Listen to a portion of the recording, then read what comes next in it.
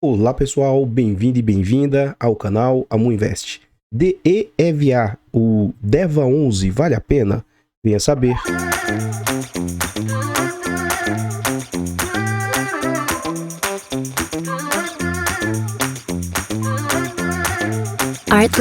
Então pessoal, antes de a gente saber mais a respeito desse fundo imobiliário, eu gostaria de pedir humildemente, por favor, deixa o like no vídeo e comenta para nós. E aí, você conhece esse fundo imobiliário? Sabe que ele investe? Quem é a gestora? Segmento de atuação? Comenta que seu comentário é muito importante para o crescimento e desenvolvimento do canal. Compartilhe o vídeo com as pessoas que você conhece, nos ajude a levar conhecimento e educação financeira a mais pessoas. Like, comentário e compartilhamento é de graça, não custa nada e vocês vão nos ajudar imensamente. Chegamos ao nosso objetivo de 10 mil inscritos, na verdade já estamos quase chegando a 12 mil, e o nosso objetivo é esse, chegar a 12 mil, depois 15 mil, 50 mil. Então se quiser nos ajudar nesse crescimento, se inscreva no canal e ative o sino. Temos também a opção de membros. Está gostando do canal e quer nos apoiar financeiramente? Clique no botão azul de Seja Membro. Os planos de membros são a partir de 10 centavos por dia. Então é um valor que, na minha opinião, não vai apertar vocês, mas para a gente faz muita diferença. Então gostaria de agradecer imensamente ao Thiago, que fez a renovação do clube de membros, e ao Carlos Eduardo e o Josias Salles, que são membros novos. Muito obrigado mesmo, e também obrigado a todos os membros. Nós iniciamos o estudo para tirar a certificação CEA. Com essa certificação a gente se torna um profissional do mercado e eu posso até fazer indicação de ativos. Quer nos ajudar a tirar essa certificação? Faça-nos uma doação para o Pix do canal de qualquer valor, amuinvest@gmail.com. Desde já agradeço imensamente a todos vocês. Nós temos um canal secundário que a gente quer tentar monetizar esse canal, então nosso objetivo é chegar a 1000 inscritos lá. Já passamos de 500 inscritos e está crescendo bem, então muito obrigado a todos vocês que atendem o chamado, vão lá e se inscrevem. Obrigado mesmo. Vamos lá. Esse fundo imobiliário é um fundo de papel, é um fundo de recebíveis. É um fundo que foi lançado no mês 8 de 2020, é um fundo de base 100. DEVA, Devante, é a gestora. Ele é de títulos e valores imobiliários e ele tem uma liquidez altíssima. Ele negocia em média 4 milhões por dia. Os usuários do site dão nota 4 de 5. Ele faz parte de FIIs com 1,25% e ele conta com quase 14 milhões de cotas. Tem 13 milhões e 900 mil cotas. Em termos de PVP, é um fundo que está sendo negociado a um PVP de 0,98. O que isso indica? 2% mais barato do que ele vale. Então a gente vê que o patrimônio do fundo é de 1 bilhão 374 milhões e o mercado está aceitando pagar ali 1 bilhão 353 milhões. Então o que a gente observa? É um fundo de base 100, cuja cota atualmente está valendo 98 e o mercado está aceitando pagar 97. Tendo julho como referência, é um fundo que já passou de 100 mil cotistas. Na verdade, ele já passou de 115 mil cotistas. Nesse slide aqui, a gente vê as negociações do fundo recentemente. Então, atualmente 97, mínima de 92 e máxima de 104. E aqui já fica, com esse gráfico, né? Fica uma certa lição para a gente. A situação pandêmica ocorreu em março de 2020. Esse fundo veio ao mercado depois disso. Então, ele não pegou a situação pandêmica. Supondo que o fundo é um fundo de base 100, eu vou traçar uma linha aqui que simula como se fosse R$110, e aqui eu vou traçar uma outra linha que é uma simulação de mais ou menos R$100. E o que eu quero dizer com isso? Evitem comprar um ativo caro. Se for pagar um ativo caro, tem gente que não quer pagar ágio, tem gente que aceita pagar 3%, 5% e até 10%. Nesse atual cenário, gente, nada tem que ser rígido, fixo, sabe? Mas você tem que ter planos, né? Nesse atual cenário, eu não acho interessante pagar ágio em fundo de papel. Por quê? Porque tem muitos fundos de papel que recuaram muito. Então, mais um tempo atrás, você não conseguia comprar papel se não tivesse que pagar um determinado ágio. Então, tudo depende do momento. Quando vai pagar ágio? Pagar no máximo 3%, 5%. Se você for mega agressivo, for um fundo que te entrega um altíssimo resultado, pagar no máximo 10% de ágio. Por quê? Esse fundo chegou a absurdos R$155. Recua, fica ainda assim negociado com muito ágio, próximo dos 120, atinge outro pico de R$144. E depois, o que aconteceu? Inevitavelmente, o fundo tende a voltar ao VP. Então, entre março e maio do ano passado, março e maio de 2021, todo o mercado caiu, só que os fundos de papel se sustentaram, seguiram ali em linha, com pequenas quedas, mas estava lateralizado. Novembro do ano passado foi um momento em que houve uma possível taxação de dividendos. Então, note que foi onde o fundo atingiu ali, próximo de R$100. E ele não tinha atingido um valor desse tão cedo, né? Estava orbitando ali, 108, 106, 105, mas R$100 ele não tinha orbitado. volta o ano, né, os fundos dão uma pequena respirada, mas voltam novamente com tendência de baixa. E aí, em abril aconteceu um fenômeno no mercado que começaram, entre aspas, tá? Fala mal do HCTR, e como o DEVA é como se fosse do mesmo conglomerado econômico, o DEVA, o Versalhes, o TORD, o que aconteceu? A cota do fundo despencou na época a R$ 92,16. Então imagina, quem não se desesperou, não vendeu as cotas, ou até mesmo quem achou como oportunidade essa queda, foi lá e montou posição no fundo. Entende? Que depois o fundo chegou a ser negociado a 105, 107 novamente. Então, ele teve outra pequena queda agora recentemente, mas já voltou aos patamares próximos ao VP. A dica é, ocorreu uma queda, não saia vendendo desesperadamente. Veja se foi algo com fundamento, se a queda tem algum fundamento. E, quando for comprar, evite comprar caro, porque pode ser, primeiro, um desperdício e aqui pode ser uma oportunidade, um ponto de entrada. Nesse próximo slide, a gente vê as entregas do fundo. O que a gente consegue observar com isso? O fundo começou em mercado com entregas agressivas, R$ 2,50, mais de 2,50, né? 2,50, R$2, depois não conseguiu manter.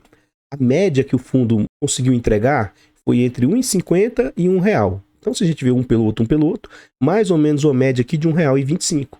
Essa é a média que ele conseguiu se manter entregando. Que, na minha opinião, não é um dividendo ruim, não. Esse fundo está passando por uma subscrição, né? A 7ª subscrição, tentando captar 150 milhões. Ela se iniciou mês 7 e, teoricamente, encerrou lá no 27/7. Nesse gráfico aqui, a gente vê as entregas propriamente ditas, né? Os valores. Então, no ano passado, esse fundo estava entregando ali, ó, 1,33, 1,40, 42, 35, 25, 18, 31, 1,40, 1,60, 1,40. Você vê que não é algo tão constante. E agora, o último rendimento anunciado, ó, dia 5 de agosto, pagou R$ 1,25 lá em 12 de agosto. Na época, a cotação R$ 98,00 representava um yield de 1,27. E o fundo vem com yield acumulado aí de 16,80%, o que para mim, para um fundo imobiliário de papel, é um yield muito bom. Agora saiba, se um fundo paga muito, ele tem risco. Então é um fundo que paga muito, é arriscado, mas traz retorno. Nesse próximo slide a gente vê que vários institucionais têm posição no fundo, e aí para mim um destaque negativo para o Iridium, que detém aí mais de 12% das cotas do fundo. Seguido do Iridium aí, você vai ver BCRI com quase 2%, o IRIM com quase 1%, e aí os demais institucionais que têm posição no fundo. Aqui a gente já está dentro do relatório gerencial. Eu trouxe só metade do relatório. Se você tiver por cotista do fundo ou tiver interesse nesse fundo, eu sugiro que você vá lá no relatório gerencial e veja a respeito, veja o restante. Então aqui ele vai falar o seguinte, ó, referente ao mês de julho, o fundo distribuiu 17 milhões, R$1,25. Aí ele fala, ó, em linha com a modelagem inicial do fundo, a taxa média ponderada da carteira de CRI fechou 10,35% mais inflação, inflação mais 10. O duration de 2,7 anos, que para mim é bacana, para mim abaixo de 3,5 é o ideal. Ó, o fundo possui 91% alocado em 56 ativos distintos e tem mais 6% aí alocados em FIIs e 2% em caixa. Vamos ler essa parte aqui para a gente entender o que o gestor espera em relação à inflação. Ó. Puxado pela queda dos preços do setor de combustível, transporte e energia, o IPCA de julho de 2022 apresentou deflação de 0,68, ou seja, negativo. Ao invés de ter inflação, nesse mês de julho, os preços, assim, a média de todas as coisas do Brasil, né, caiu 0,68. Em vez de subir, nesse mês teve recuo dos preços, no geral, né, lógico. Acumulando um resultado ao ano aí, ó, de 10,07 nos últimos 12 meses. Sem a queda expressiva desses valores, a variação do IPCA teria sido positiva de 0,70. Então, querendo ou não, a combustível, transporte, energia, são situações nas quais o governo consegue interferir, né? Então, enfim, como informou o próprio IBGE, o efeito deve ser pontual, não deve ser duradouro, pelo menos não tem histórico no Brasil. O Brasil não tem histórico de deflação, né? Isso porque a forte redução em julho foi motivada pela lei que reduziu o ICMS sobre esses setores no final do mês de junho. Então, o impacto deve ser suavizado nos próximos meses, visto que mais de 60% dos itens que compõem o IPCA apresentaram variação positiva. O setor de alimentos, por exemplo, chegou a 1,30% contra o 0,80% de junho. Ou seja, o que ele está querendo dizer é que Em outros setores, nos outros setores normais, continua tendo inflação. Importante comentar que os ativos do DEVA são corrigidos pela variação positiva do IPCA. E em caso de deflação, será considerada a taxa pré-fixada, o juro real, no cálculo dos rendimentos.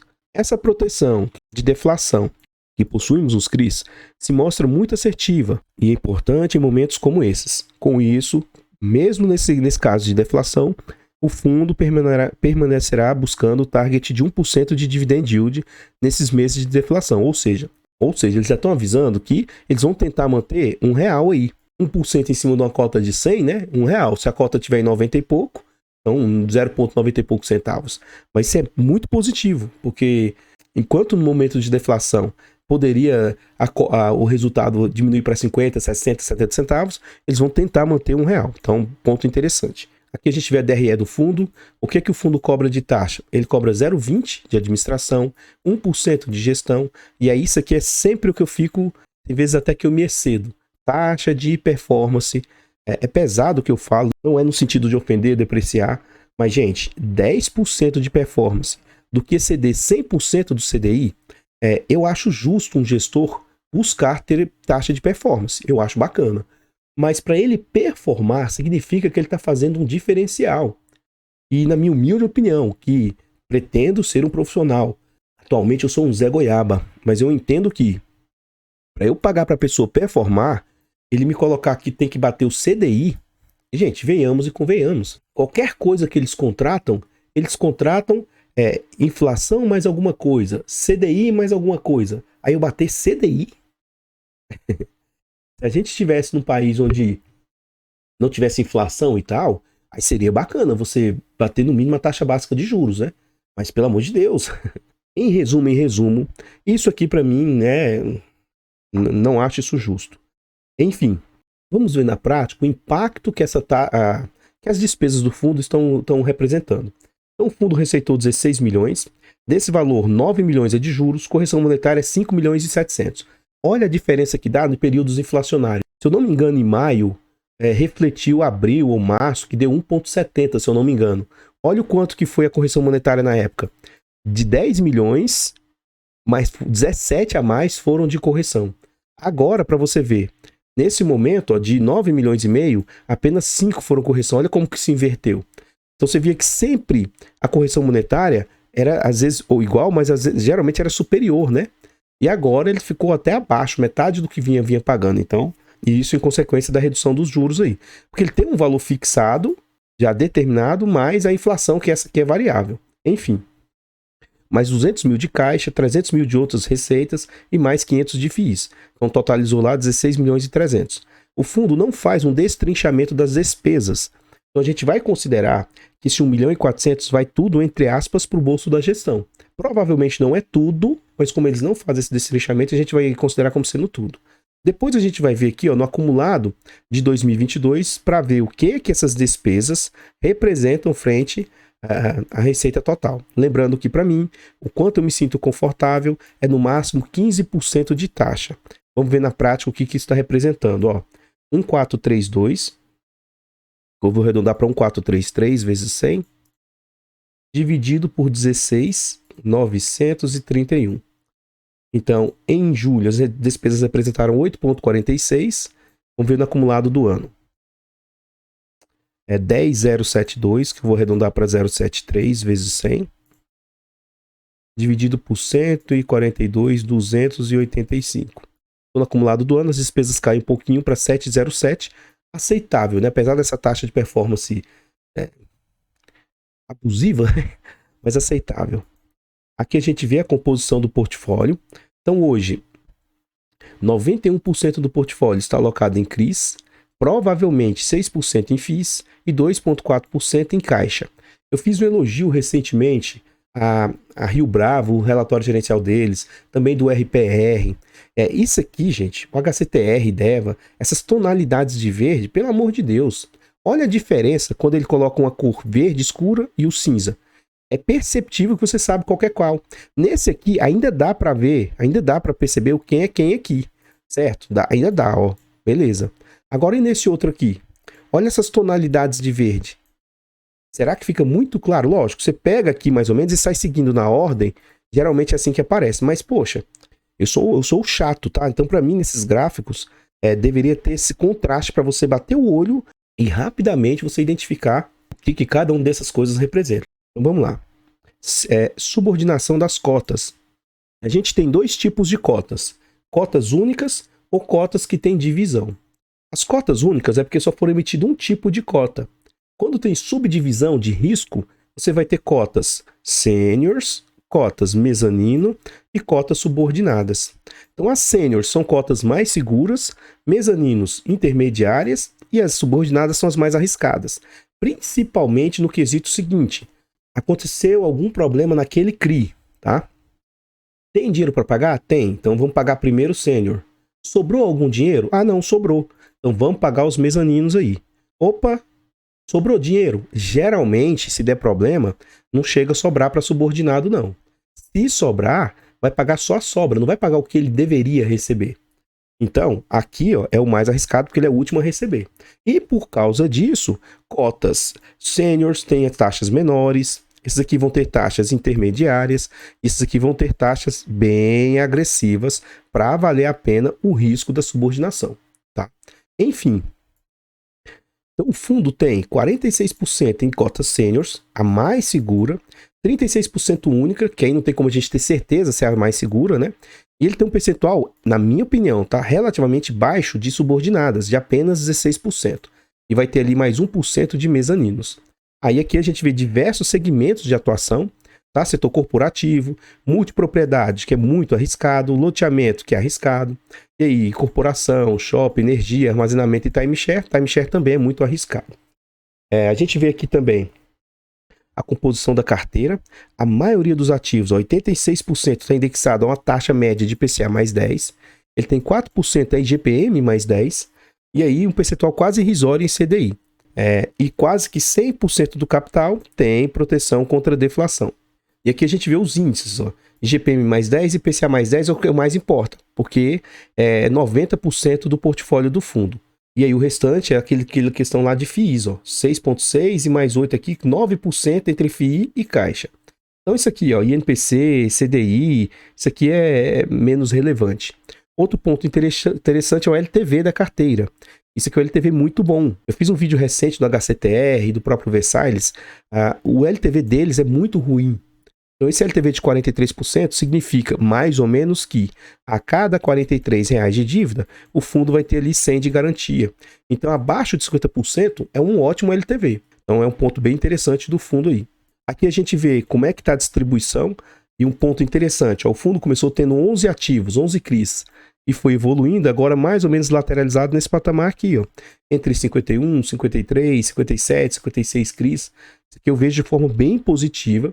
E ele também começou a diversificar também por estados. Então, quanto mais estados ele for espalhando, na minha opinião, é melhor. Tá? Porque está diversificado por demais setores aí. Então, hoje é um fundo que tem lastro dívidas aí quase que em toda a região do país. A maior concentração do fundo é na região sul, 38%. Mas ele tem ali sudeste e centro-oeste com percentuais aí de 26 e 22, respectivamente. E um percentual menor no nordeste e norte. Aqui a carteira do fundo, como a gente viu lá, são 56 ativos. E aí, eu trouxe aqui só metade da primeira página e depois na outra eu vou trazer o final são três, é uma página inteira. Eu cortei no meio para trazer aqui, eu só trouxe a parte de cima. E depois ainda vai ter mais meia página ainda de ativos. Um ponto interessante é que a maioria dos ativos, segundo a classificação de risco do próprio fundo, não tá tudo verdinho, né? Um ponto que me chama a atenção muito positivamente é isso aqui, ó. O ativo com maior exposição do fundo representa 5,57% do patrimônio. Abaixo de 10 eu já acho aceitável. Agora, quanto menor essa exposição para mim, melhor. Por quê? Isso aqui é pulverização que chama. Eu acho que tem que ser pulverizado mesmo, que ele vai diminuindo o risco de ter algum problema, né? Então, na minha opinião, isso aqui é um ponto muito positivo. Os demais dados aqui eu não vou comentar. Qualquer coisa, você pausa o vídeo e dá uma olhada aqui com atenção. Aqui a gente vê o restinho da outra página, tá? Então ele tem uma página inteira e aqui é o finalzinho da outra página. Tanto que você vai ver que as exposições aqui, ó, já começam a ser bem menores. E aí já nessa página aparece um aqui com o problema, luz amarela, né? Ó, juros 100% adimplente. A amortização foi postergada para agosto. Então esse Carvalho Hosking aqui já é sabido, já é algo que é divulgado. Inclusive,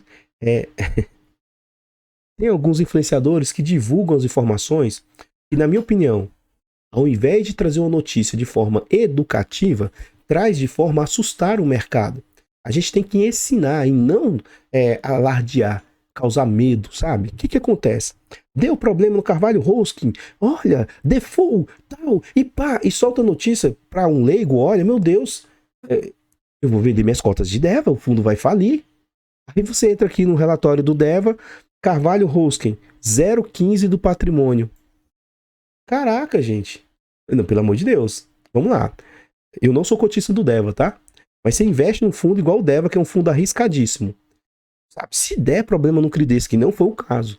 Poxa, 0,15 do patrimônio. Pô, você tá investindo num ativo arriscadíssimo, ciente que pode ter algum problema no fundo.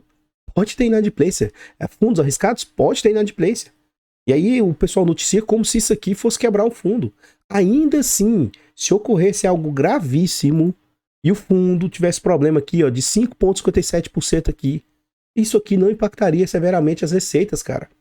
Numa entrega de 1,25, isso aqui representaria 6 centavos. Sabe? Isso, assim, temporariamente. Porque se acontecer alguma coisa, tem garantias a serem executadas, tem coisas até lá. Então, enfim, não é da forma como as pessoas noticiam por aí, tá? O restante da página que a gente vê, um ponto muito positivo do Deva é que a imensa maioria de seus ativos estão 100% aqui, ó lá, ó, média da carteira com CRIs com baixo risco de performance de obras. Por quê? As obras já estão prontas, ó. 100% performados ou bem próximo de estar performado, é um percentual alto, ó. E aí a carteira vendida está um pouco menor, mas ainda assim, ó, um grande percentual dela aqui, ó, aqui um pequeno percentual, ainda assim, ó, quase 50%, 60%, 70%, 80% vendido, e a maioria está 100% vendido. Então isso aqui para mim é algo que traz um ponto muito positivo. O fundo tem posições em FIIs, né? Então esse LSPA nunca ouvi falar, 0,7%. O DVFF, que é um fundo da própria casa, 3,3%. O XBXO, eles compraram o circuito de compras, o fundo, 1,9%. E compraram FII loteamento, que é mais 0,7%. Então, essa exposição a ativos que não estão performando, esses dois aqui eu tenho certeza que não estão performando, isso aqui para mim é algo negativo. Se começar a se expor muito, né, começar a se expor muito, eu não vejo isso com bons olhos, não. Mas um percentual baixo assim eu acho aceitável. Então, pessoal, o que eu tinha para trazer a respeito do Deva são somente essas informações. Por favor, vá lá no nosso canal secundário Mudicas, se inscreva e ajude-nos a chegar a 1000 inscritos. Muito obrigado ao pessoal que se inscreve, tá? O link do canal vai estar no comentário fixado. Desde já agradeço imensamente. Nesse vídeo aqui, deixa o like, comenta e compartilha e diz aí. E aí, o que você achou desse ativo? Você teria esse ativo no seu portfólio? Você acha um bom ativo? Você acha uma boa gestora? Você é influenciado aí pelo que as pessoas falam? Ou você ouve, vê o que a pessoa está falando, pensa a respeito e depois tira a sua conclusão? Porque eu fico vendo, às vezes, alguns papagaios repetindo coisas que ouviram dizer e coisas sem sentido, sabe? Só fica repetindo coisas que ouviu falar. Tome a própria conclusão de vocês, gente. A maioria das pessoas eu tenho tido feedback, um elogio muito, muito bom, dizendo o seguinte: mesmo fundos que eu tenho, que eu gosto, eu sou crítico. Eu não sou vendido, eu não tenho, ninguém está me pagando para eu falar bem ou falar mal de um ativo. Mas o que eu quero tanto tentar passar aqui para vocês é que vocês passem a usar a cabeça de vocês. Não vão nem pelo que eu estou dizendo. O meu objetivo aqui é educacional. É tentar te mostrar algo e a partir do vídeo você chegar à sua tomada de decisão. Volta e meia aparece alguém, mas tá, você falou, mas não falou se vale a pena. Gente, como é que eu vou saber se vale a pena ou cabeça de mamão goiano? Como é que eu vou? Eu não te conheço. Eu não sei onde é que você mora, se você é casado, se você é doidinho ou não. O que você quer fazer com esse fundo? Eu não conheço a sua carteira. Então como é que eu vou dizer se vale a pena, meu Jesus amado? Eu não tenho como saber, ué. Então, assim, você que tem que decidir se vale a pena. Se quiser fazer uma mentoria e tudo, eu não posso indicar ativo. Eu posso falar atualmente, né? Os riscos, posso explicar como que se monta uma carteira e tal. Posso falar coisas por alto, mas eu não posso, eu não sou, por enquanto, né? Então eu não tenho a certificação para ficar falando se vale a pena ou não sem conhecer o seu perfil. Enfim, tá? Por favor, compartilhe o vídeo. Antes de mais nada, não sou cotista do fundo. Eu, na época, optei por ter o HCTR e não me arrependo. O HCTR é muito mais arriscado que o DEVA, mas ele performa melhor. Geralmente, ele entrega mais resultado. Então, eu acabei optando pelo HCTR, mesmo ciente dos riscos. Mas, vejo o DEVA como um bom fundo. É arriscado também, mas menos que o HCTR, tá? E acho uma boa gestora. Estão passando por momentos de, entre aspas, fofoquinha no mercado, mas não tenho nada a reclamar. Tá bom? Então, não tenho interesse de ter, mas acho um bom fundo. Por favor, compartilhe o vídeo. Por favor, ajude-nos a chegar aí a 12 mil, 15 mil, 50 mil inscritos. Torne-se membro. E se você quiser nos ajudar a tirar a certificação CEA ou fazer uma doação para a carteira do canal, faça-nos uma doação aí, amuinvest@gmail.com, é o Pix do canal. Eu vou ficando por aqui. Vou deixar passando mais alguns slides a respeito desse fundo. Eu espero encontrá-los nos próximos vídeos. Fiquem todos com Deus, tenham um bom dia, uma boa tarde, uma boa noite e fui!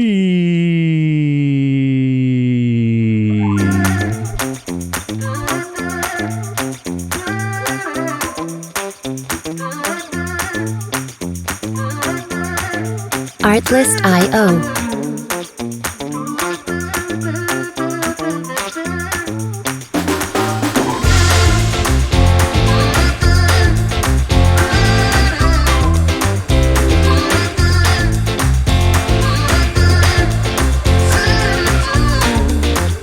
Music licensing reimagined.